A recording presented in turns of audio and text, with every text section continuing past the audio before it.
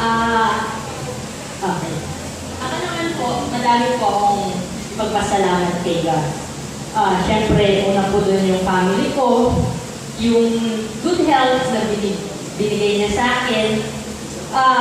With all my heart, isa po sa pinagpapasalamat ko sa Panginoon yung Bayanan Church.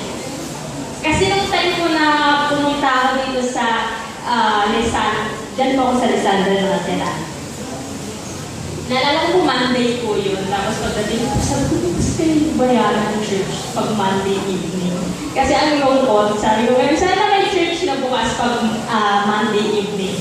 Pero inantay ko po yung Wednesday at yun po, doon po ako nag-umpisang magkaroon ng friends dito sa Bayanan. And I consider this as my second family and I really thank God.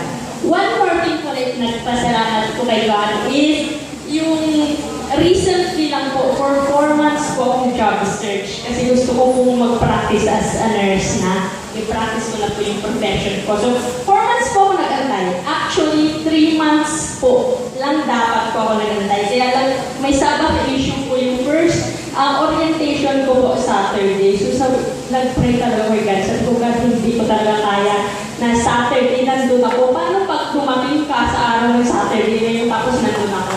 Hindi pwede gano'n. So sabi ko, Lord, sige, mag-antay na lang ako. Dumating po ako sa point na medyo na-depress na ako. Sabi ko, Lord, bakit parang mga 1 month na? Parang hindi mo pa rin inaayos. Ano yung inaayos? Na parang, di ba dapat, mas easier kasi nag-follow ako sa inyo. Pero, after po that, nag-isip ko kung mag-call center na lang kaya ako. Sabi ko, kaya may Saturday sigurado. Tapos yung law of health talagang mabibreak kasi na na-duty ako at I think hindi ko yun kaya. So, ayun po. Dala ko na po yung folder ko.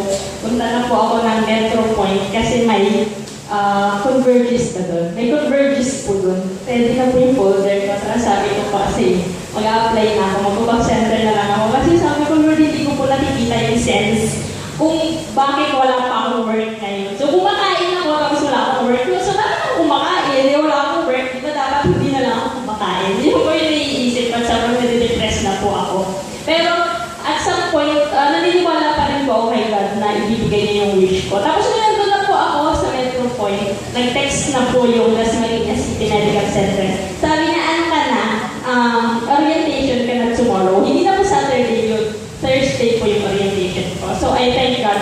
At na-realize ko po na God puts us to a place na sobrang, minsan ang hirap intindihin, napaka-minsan na senseless siya, pero in a way makikita natin maging blessing siya. So, ngayon po na-realize ko na kung bakit dinelay ni God ang pag-grant ng request ko na yon. Kasi may isa pong workmate ako na sabi sa akin, alam mo, ang swerte mo, bakit na-delay ka? Kasi nung una-una, hindi namin nakaya.